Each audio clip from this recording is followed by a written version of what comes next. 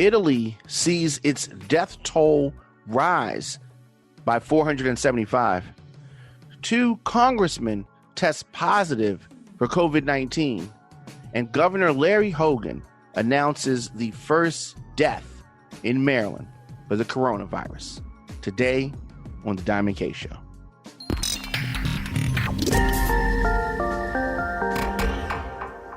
Welcome back. Episode 408 of The Diamond K Show. Also, this is season 13 of the program. Of course, Radio on Fire, we are reporting for the nation. I go by the name of Diamond K. I'm so happy to be back for season 13. Many of you know that we have been opening a new studio in Atlanta, Georgia. And that is going well. We're going to be launching that studio very soon. There's so much going on in the world. And COVID-19, the response for that, it's been very interesting. The president and the White House, the coronavirus task force, they hold press briefings. They spread information that often contradicts or directly goes against what the CDC says. Everyone's going for themselves. Everybody has their own response for this virus. State and local officials, they're doing one thing. The national response is something different. It's like no one's communicating, and we're getting a lot of conflicting information. Wherever you are in the nation, you are probably experiencing a city that is operating less than what you're used to. Many or most restaurants closed, schools out, restaurants only doing takeout. But while many of these strategies make sense, is there something more that the government is trying to do? In many places, the elections have been postponed here in Maryland. They've postponed in a little bit over a month until June. Some places postponing, some places going forward. It's very interesting when you look at the big picture. What is going on? Is this something to cover for something else? Many people on that conspiracy bandwagon. But many longtime listeners of the show know that I am not a conspiracy theorist. But sometimes if I sense something foul going on, that doesn't mean it's a conspiracy. But we're going to talk about that. We're going to talk about that. Just tuning in. It's Diamond K Show, Radio on Fire Daily.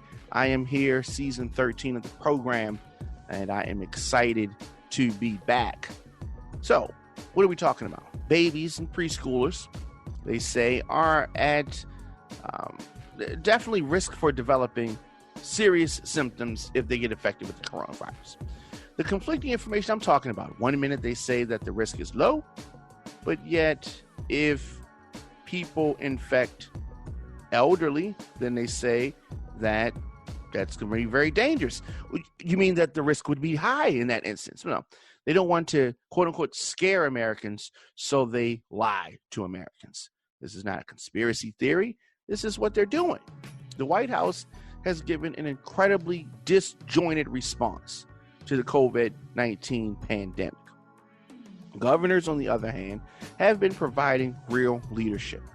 Now, this could not come at a worse time for an incumbent president. The economy is something that's going to directly affect whether or not Trump gets reelected. Now, as we have heard, we don't know this for sure, but children and young people are vulnerable to the coronavirus. Okay? If anybody can pass it, whether you're asymptomatic or not symptomatic, you can still pass it if you have had contact with it. So that makes it dangerous. That means that the risk is high. How, on one hand, can we say schools are out going forward? We don't even know when schools are coming back in session. But then on the other hand, say that the risk is low. The risk is definitely high. If kids where young adults can affect older adults, the risk is high if these older adults are going to be more vulnerable. It's definitely. So as many things with this virus, they are changing by the minute.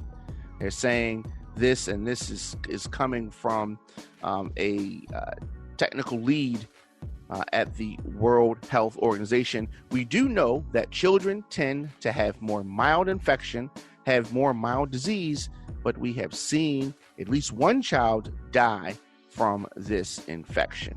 But then they'll say that is all good for kids. It's not all good for kids. It's not all good for anybody. It's not all good for anybody.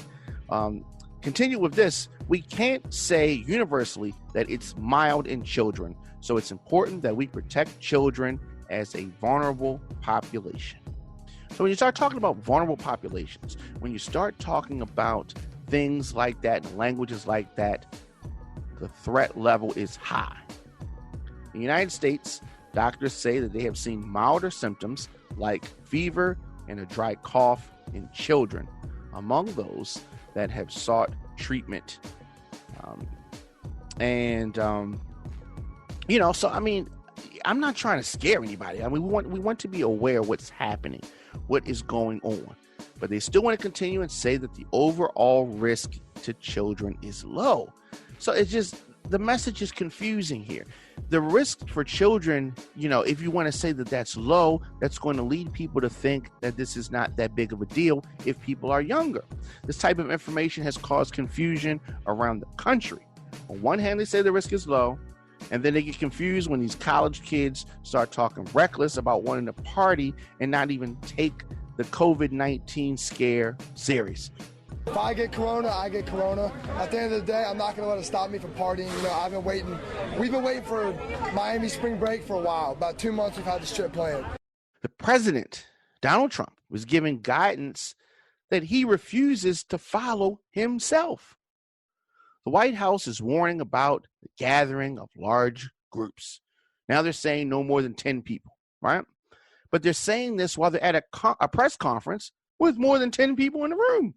They're not even following their own advice. They're close together. They're touching the same stuff. They warn about surface infections, yet they're touching podiums, microphones, coughing on one another, all kind of stuff. They're not following their own guidelines. So how can the American people really take serious what they say? It's really messing up with my spring break. What is there to do here other than go to the bars or the beach, and they're closing all of it? It's really messing up. I think they're blowing it way out of proportion. You listen to the Don McKay Show here on Radio on Fire. Stay tuned. We're going to take a quick break, and we're going to be back after this with more of the show.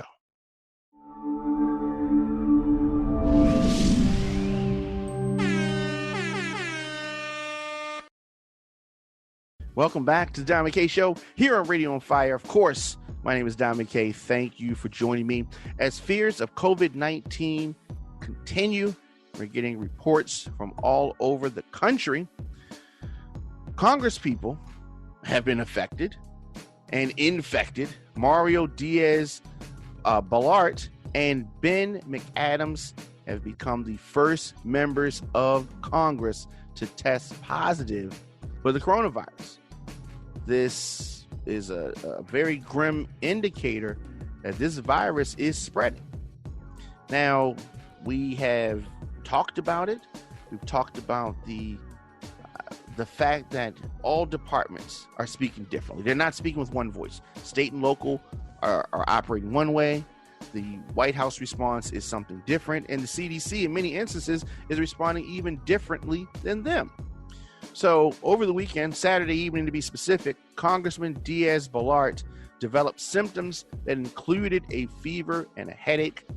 And he just recently, short while ago, was notified that he tested positive for COVID-19.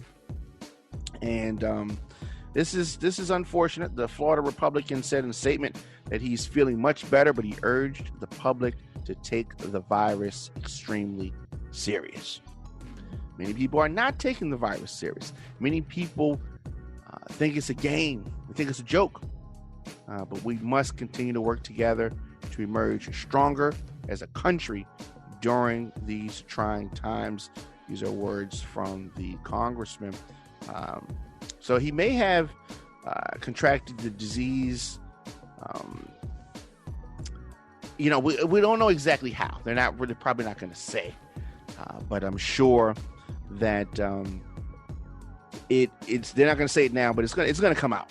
So he was the first lawmaker to announce this. Then later on, McAdams, a Utah Democrat, announced that he too had been diagnosed, and he said that today I learned that I was positive. He said in a statement via Twitter, and I'm still working for his constituents and pursuing efforts to get the resources that they need, and he continues to do his job from home. And he says that he is self-quarantining. So you have 2 members of Congress thus far. There's probably going to be more. So it's serious. It's very serious. You can see the streets are not, at least in here in Maryland, the streets are not what they used to be. Rush hour traffic is looking like a ghost town. Highways, while they are not completely empty, are much less traveled than normal times. There's definitely something going on. Governor Larry Hogan announced the first coronavirus related deaths, and PG County man in his 60s who had underlying conditions. So that, let's read part of the governor's statement. He said that it is with profound sadness that I announced the first death in Maryland as a result of the coronavirus pandemic. I ask all Marylanders to join me in praying for his family and loved ones during this difficult time. The governor has been holding press conferences, and I've been critical of the governor over the years for many things, but I have a great deal of respect for him, and I definitely commend the way that he's handled this epidemic as it relates to Maryland. He has he's had his stuff together, and he's operated well. The exact opposite of that, the mayor of Baltimore City, Bernard Jack Young, declared a local state of emergency actually today. He was so late. It has been, President Trump has been late, and Jack Young is even further back than that. But he has done what is necessary and what should have been done a while ago, in addition to the state emergency that Governor Hogan did. You would think that that Jack Young would have done this, but many people may say, well, we didn't have any cases here in Baltimore City, so maybe that was the reason. But he did announce 3 new cases, and we did have cases, but maybe they were late coming with cases, and that was the reason. Not sure why exactly, but the mayor announced 3 new cases of COVID-19 in the city, bringing the total to 5 cases, and it's expected that number is going to rise because we get more testing, and you're going to see who has what. I don't understand why they want to say, on one hand, don't get tested if you don't have symptoms, because you can pass this virus by not being symptomatic. So why wouldn't you want people to get tested so you can know the people that don't have symptoms but are carrying the virus should be quarantined as well? We should be testing more people. The reason that they don't want more people tested, the president specifically, is because that's going to make this rise, and they're going to see the true impact of this and how many people are really affected by this and infected. So the city's health commissioner, very interesting, in a briefing today outside of City Hall, she asked other cabinet members to move further back from her, like, y'all too close. And then on the other hand, the president is letting people be all up on him. He don't even care. This is from the health commissioner here in Baltimore. She says, as your health commissioner, I have to ask to move this group to my left. Spread out. It's making me nervous. 6 feet. Okay. That's the message that she wants to promote, and I respect that. On one hand, she is exercising and following the precautions that she's putting forth to the constituents, where the president is doing the exact opposite. At a city board of estimates meeting, seats were blocked off and people were kept apart from each other, different from the usual seats where they're a bunch closer together. And for those people that are wondering about Jack Young's state of emergency for Baltimore, what it's going to do is it's going to allow the city to make some procurements without having to go through the normal procedure. So it's going to be access money quicker without having to get these approvals. That includes securing hotel rooms to house homeless who may be sick but don't need to be hospitalized, but understand it's going to include many more than that. They're also prepared to get a court order to isolate confirmed coronavirus patients who violate quarantine restrictions. Some people just don't take it serious. Some people feel like they don't have to do what is the right thing, considering if you are someone who has been infected. So I'm glad that they're doing that, amongst other things. You listen to the Diamond K Show here on Radio on Fire. Of course, your man Diamond K holding it down. Let's take a quick break. Let's come back with more of the program after this.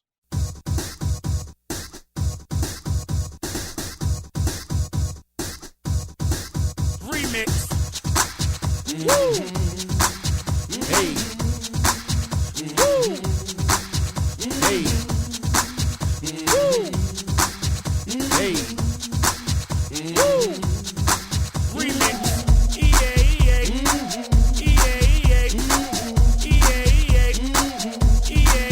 Everybody say.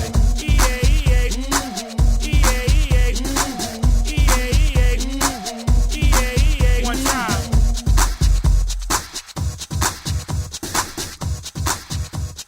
Welcome back to the Diamond K Show here on Radio on Fire. Your man Diamond K in here at the Diamond K Show, at Radio on Fire, Facebook, Instagram, Twitter, TikTok. Hit me up. All right.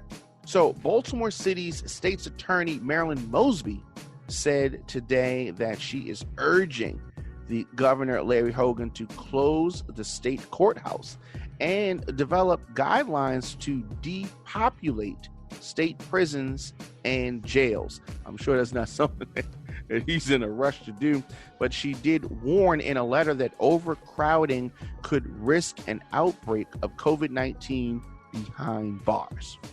Separately, she instructed prosecutors to drop charges for certain non-violent crimes.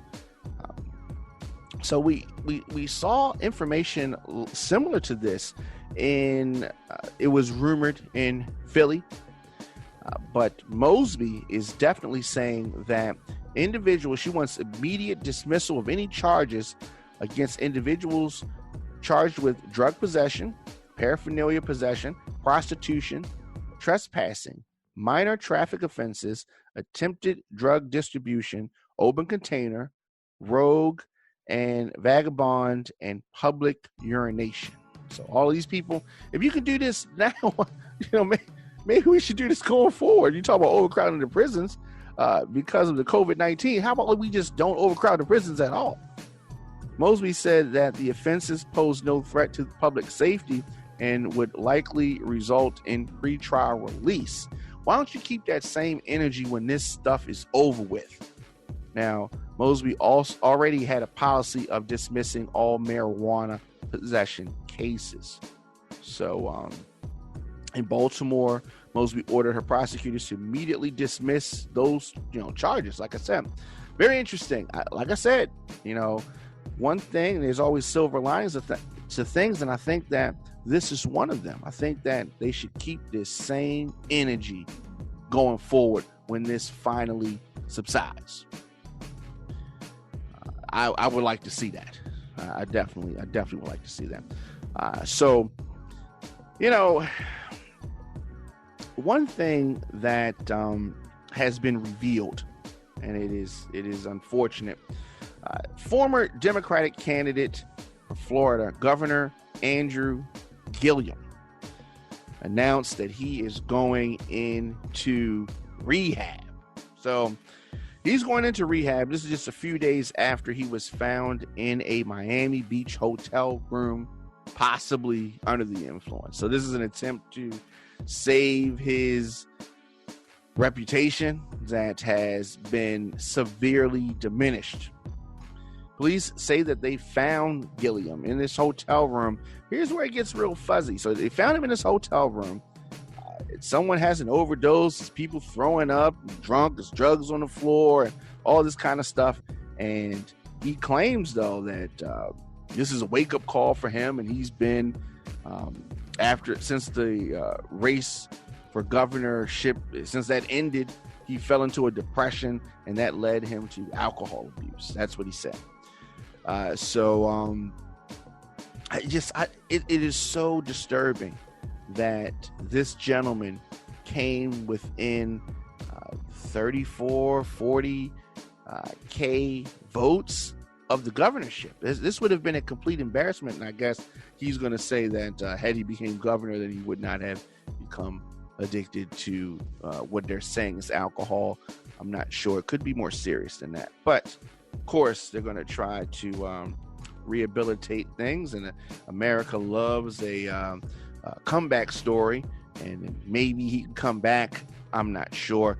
I would like to see him get his life together. I would like to see him get his family and stuff, all of that together. But as far as him being in political office, I don't know. I mean, crazier things have happened. Marion Barry was elected after smoking crack, so anything's possible. In addition, I didn't want to end on a complete bad note, but this could be bad for some people, depending on depending on where you sit. I just don't want to see, when football season comes around, I don't want to see these really loud Patriot fans now all of a sudden becoming Tampa Bay fans all of a sudden. So Tom Brady, as you know, going to Tampa Bay, requesting a payment of $30 million or so for each of the next 2 years. Wow. So he did not make any big crazy requests that have been suggested elsewhere, including items like personnel authority and control over development and implementation of the offense. He's going to go and be a team player. So ultimately, Brady chose to go to Tampa Bay for a variety of reasons. Clearly, it was a business move, and I'm definitely, I respect what he did, and I respect what he's going to do. Of course, many people may think that this is going to turn out to be the Washington Wizards. I don't know. He may have more left in his tank.